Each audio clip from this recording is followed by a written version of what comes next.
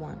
Hi there, welcome back. We're inside the Frontline Avalon Campervan. I'm going to show you how easy it is to pop the roof up as well, okay? It is an ideal height. It sits at about just over 2 meters with the pop top down. So it fits into most carports and garages, which is great. And it's nice and easy to pop up when you're ready, okay? We have our 4 little seat belts, which are all internal, which we just need to release, okay? Done that one, all the 4 have been prepared earlier. And we lift up just like that. It actually just takes, once we get that first initial lift, it makes it nice and easy and it takes over from there. Then we can open up our little zipper areas as well. I do recommend winding these up before we actually bring the roof up and down, okay? That gives us a nice little airflow coming through. Then we can start to have a play with the motorhome. So we've got our nice little auxiliary battery switches here, and we've got our F for fridge. Okay, so that first one, whenever we want to keep that fridge cold, we have that switch in the on position like it is now. We're also going to see a little thermostat just underneath here that we can control that compressor and how cold it is actually going to work for us. Some people, being in a little camper van, turn that dial right back down to 1 overnight so they don't hear that compressor working hard as well.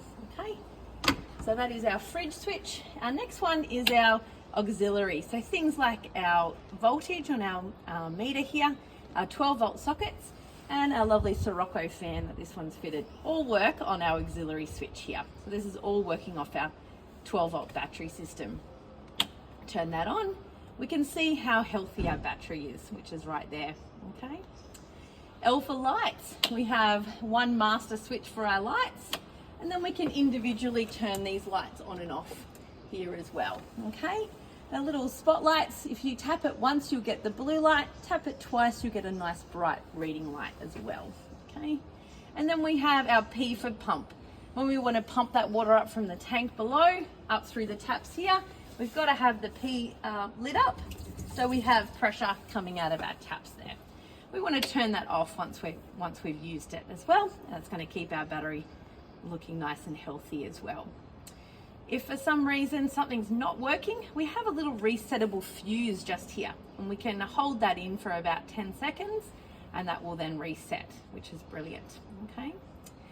We have USB 12-volt sockets, and we have on this one an induction cooktop. So it works on 240 power, just like our PowerPoint here as well. We need 240 power available for. We have our isolation switch in the on position, and then with the correct saucepans, we can use our induction cooktop inside. Of course, we always want to make sure that the roof's popped up before we do any cooking as well. We isolate that once we're done.